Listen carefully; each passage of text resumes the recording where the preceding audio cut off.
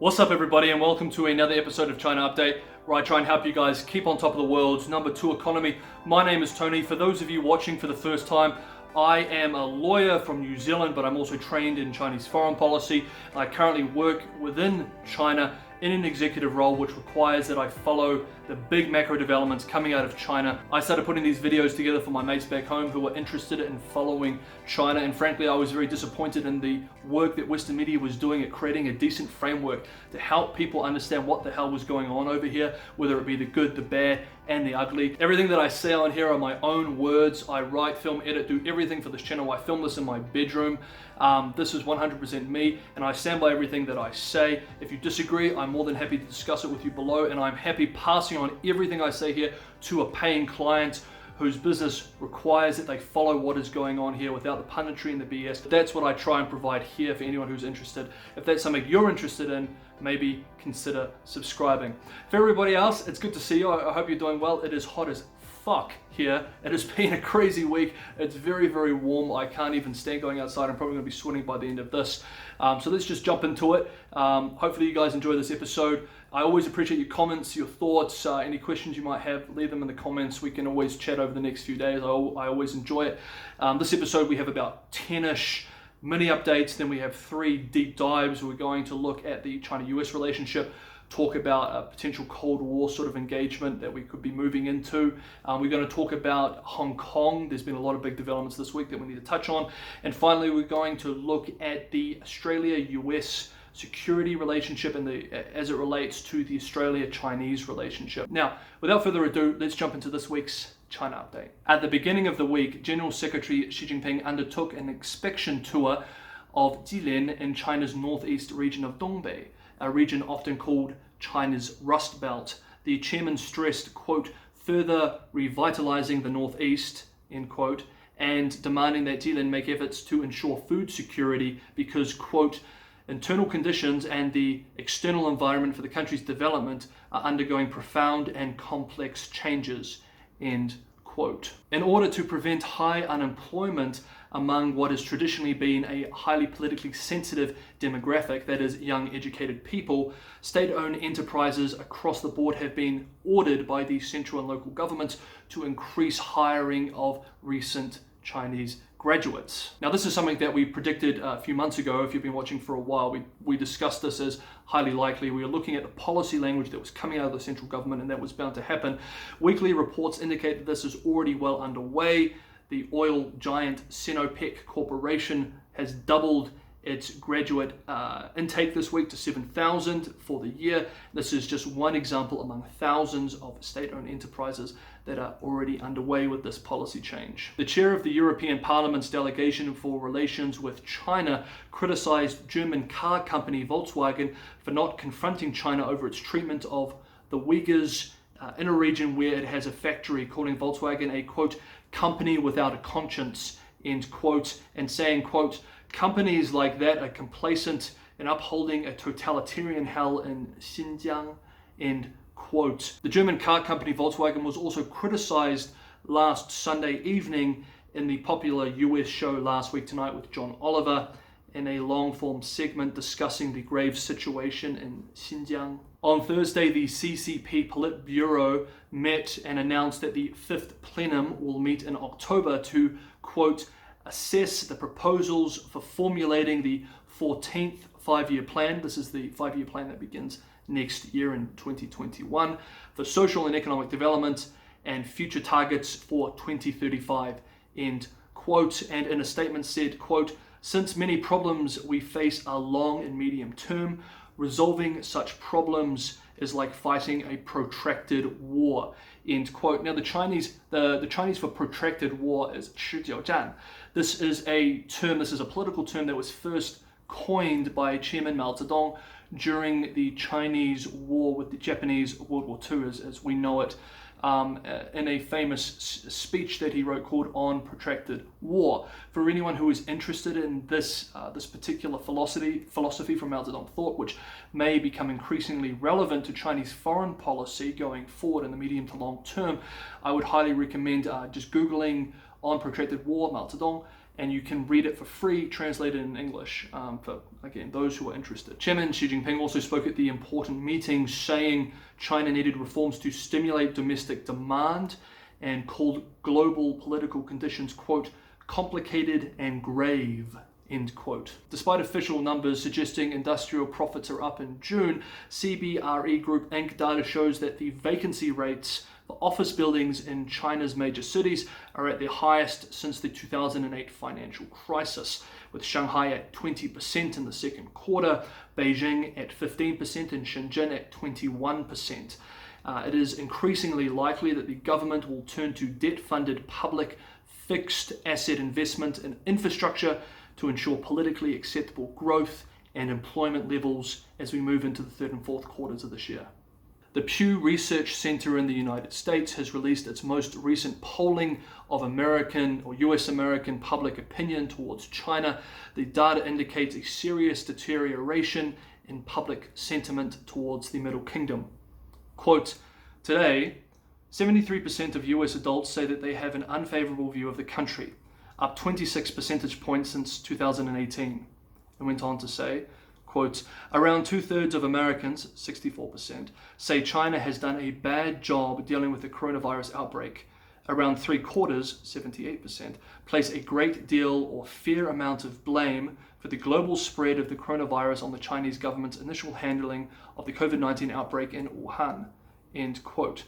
We will be doing a deep dive into the China-US relationship and its developments from this week later in the episode. China's top ideology czar and Politburo Standing Committee member Wang Huning led a symposium on the third volume of Xi Jinping Governance of China. Part of his speech from the event on Chinese governance theory is worth quoting here. He said, quote, we will organize the theoretical study of the whole party, grasp the propagation and popularization of the theory, deepen theoretical research and interpretation, strengthen and innovate foreign propaganda, and push Xi Jinping thought on socialism with Chinese characteristics for a new era to be more popular and spread to the world, end quote.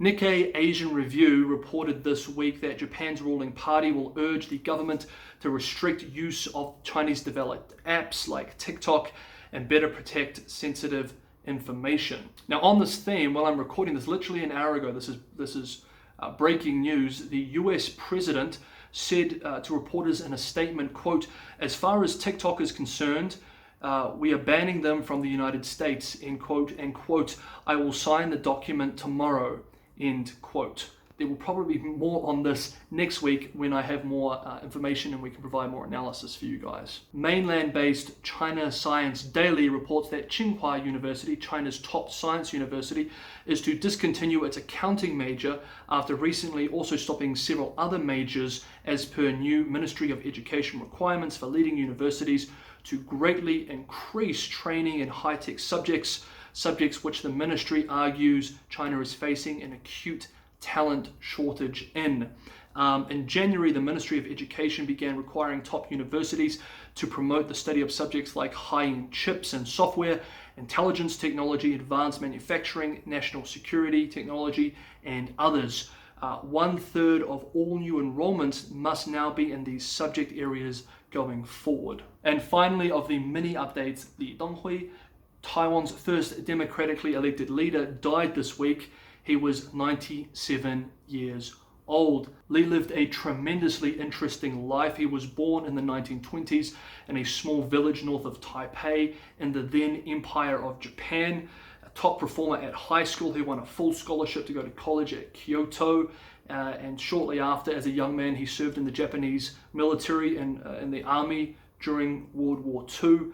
In the 1950s, Li did a master's in economics in the United States and returned again in the 1960s to do his PhD at Cornell. He entered politics in Taiwan in the 1970s and recognized as a highly competent technocrat, he quickly rose through the ranks, serving as the mayor of Taipei City and vice president. Li served as president from 1988 through to 2000, overseeing, now in his 70s, Taiwan's transition from authoritarianism to one of Asia's few open, wealthy democracies. The current leader's office, Taiwan's office, said of Li's death, it was a, quote, great loss to the country, end quote. On the mainland, however, the state-run nationalistic Global Times called the leader, quote, godfather of Taiwan successionism, end quote, that he, quote, betrayed his ancestors, end quote, and was a, quote, sinner and race traitor, end quote. Okay, so let's go into the deep dive stories where we try and give a little bit more analysis on what's going on because it's of particular importance. And let's start with Hong Kong. So it was announced on Tuesday that Hong Kong pro-democracy activist and leader Benny Tai is to be fired for quote-unquote misconduct by the University of Hong Kong, where he is currently serving as an associate law professor. The Hong Kong University Council voted 18-2 on Tuesday in favor of removing him, rejecting the recommendation of the University Senate, which found earlier this month that Mr. Tai's conduct did not warrant his removal. Beijing's liaison office in the Special Administrative Region called the decision 教学环境的净化, or, quote, purification of the education environment, end quote. On Wednesday, the new Hong Kong police unit enforcing the national security law arrested 4 student members of a pro-independence group, the youngest being 16 years of age, in the first arrest of anti-government activities not at street protests and based on the new national security law. The local authorities maintained that the arrests were made in accordance with the law. The following day, Hong Kong authorities disqualified 12 candidates, mostly pro-democratic candidates, from running in the September election. But on the September election, this is also breaking news from about 20 minutes ago. Literally as I film this, in what is incredible news, the Hong Kong government has just announced that it is postponing September's parliamentary elections by a year, a move it says is necessary due to the rise in coronavirus cases and infections. This is incredible news, and there is debate as to whether this is a sensible public policy question, but it is worth touching on the virus situation in Hong Kong. Hong Kong has seen a spike in virus cases, recording over 100 new cases some days this week, bringing the total tally past 3,000. Hong Kong Special Administrative Region Chief Executive Carrie Lam warned on a quote-unquote collapse of the hospital system. And we'll just touch on the economy as well while we're on Hong Kong.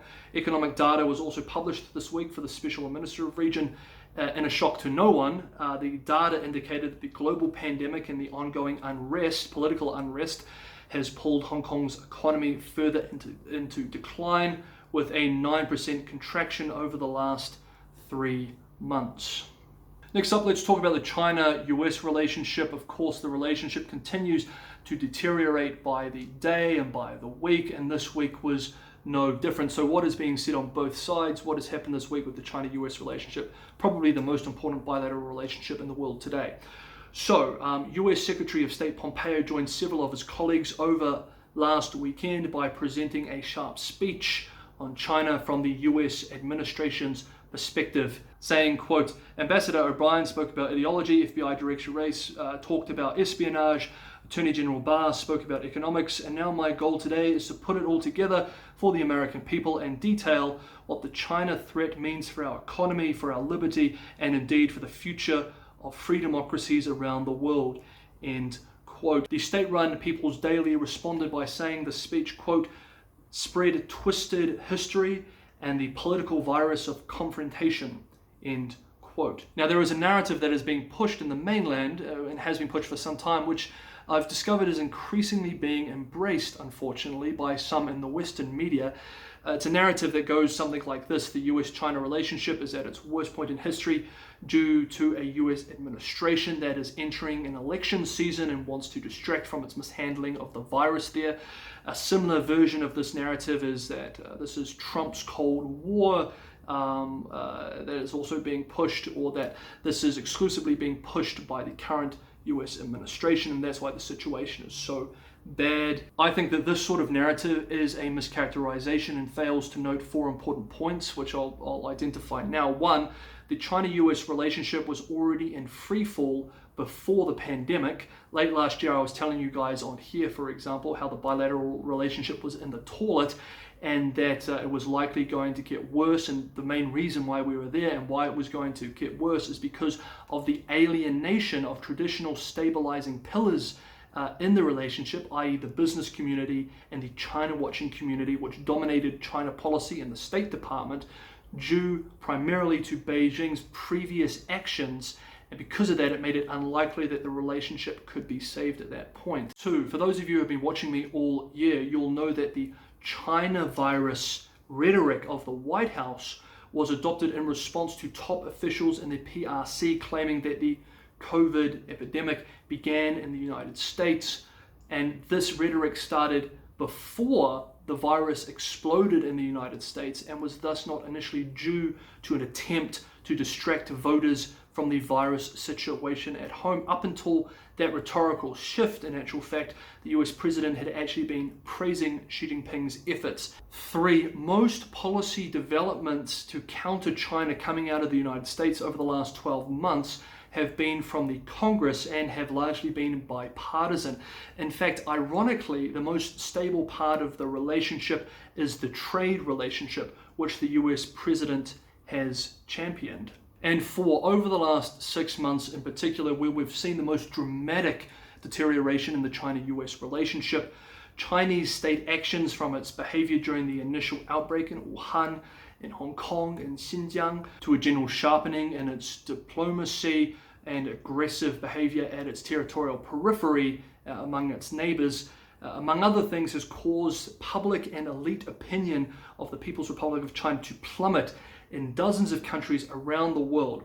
So I think we need to ask ourselves, would unilateral actions unrelated to the US-China relationship that caused such concern with so many other actors, players, countries all around the world, not also provoke a deep concern within the United States too, whether or not we were in an election year?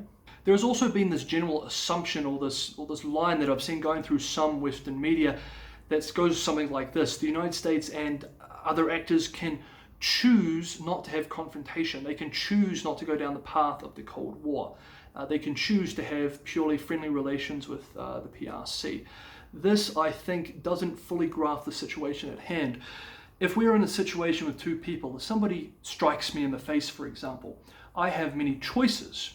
I can choose to put my hands up. I can choose to push back. I can choose to strike them. I can choose to step back. I can choose to run away. I can choose to call for help. I do have many choices in that situation, but the situation that I'm in is not a choice that I have or that I made. I am in that situation, and that situation has limited the range of choices that I have. I do not have the choice, for example, to not be in a confrontational exchange, to not be in a confrontational environment. That environment was forced upon me, and now I have to make a choice based on the conditions and the limited scope that that environment provides. Now, I am already in a confrontational engagement, and I can choose to do nothing or to try and plead with the other person, and that may lead to the other person backing down. That may lead to a friendly resolution, or it may lead to more violence. But this is the nature of the situation we are in. We cannot choose to just not have confrontation. That is the nature of the situation. It is out of our hands. The policy questions we face now is how to best proceed in the environment that we are in now and with the knowledge that we have at hand. Now, while we are discussing popular narratives that I disagree with that relate to the China-US relationship, let's touch on another one. Now, there is this argument that the US cannot have a Cold War with China like it did with the USSR due to the fact that China is a much bigger economy and its economy is real, whereas the USSR one was all just smoke and mirrors. And of course, we knew that their economy was not as big as we actually thought it was. Now, I've seen many serious people arguing this point, and many serious people in the United States arguing this point, and I don't think it's a good one. It appears to be a good one on the face of it, but I don't think it's a good one. Now, I'm not saying that I want a Cold War or that the US would win a Cold War. All I'm saying is that this is a popular opinion, but I don't think it's based on the facts, and I'll explain why.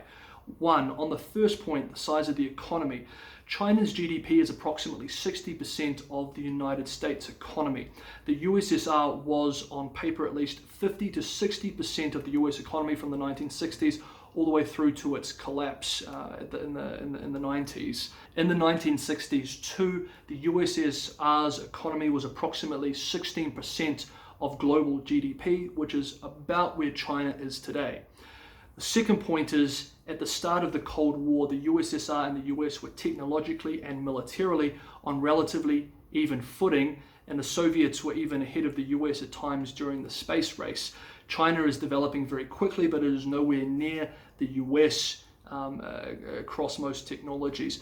This month, for example, China sent a mission to Mars, which, if is successful, would be an achievement that the USSR achieved over 50 years ago. The third point is that is made is that the USSR economy was not real, it was fake, it was all smoke and mirrors, it was big on paper, but we know in retrospect that it wasn't as big as we thought it was. But the key here is in retrospect. While many experts in the Soviet economy warned of serious issues with their economy, many in the Anglophone world worried about the USSR overtaking the West. Today is a similar situation. While there are people that are specially trained in the Chinese economy who warn that the economy is not as strong as we may think, and it may not be as big as we think, and the GDP growth might not represent as much real growth as we may think, many in the Anglophone world at least continue to believe the numbers on paper, that China is the size, their economy is the size, and that they are still likely going to surpass the West or the United States,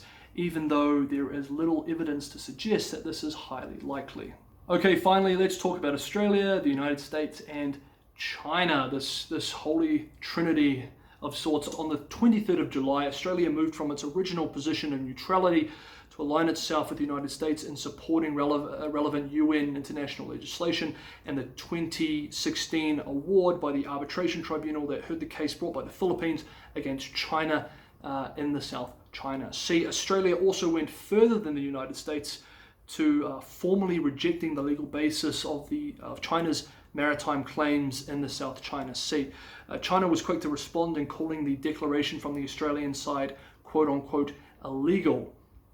Quote, China's claims are consistent with the international law, including the United Nations Convention on the Law of the Sea, and cannot be altered by the unwarranted allegations of any country.